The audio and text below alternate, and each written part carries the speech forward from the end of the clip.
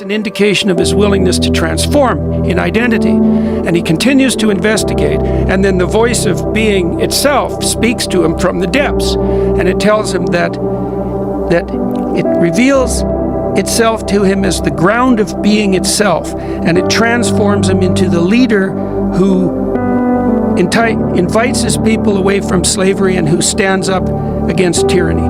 And so that's the story of Moses' baptism. And so what does that mean for the ordinary person? Well, it means that you need to grow up and adopt a role. You need to mature. You need to become an adult.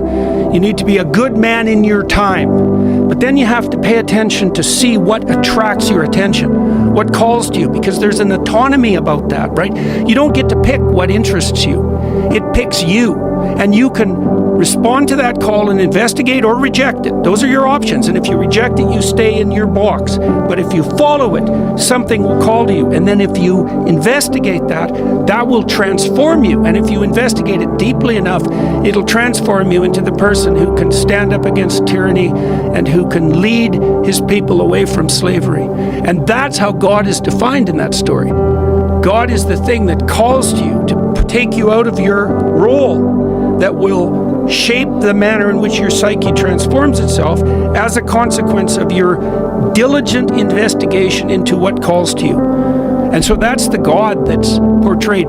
That's one image of the God that's portrayed in the Old Testament.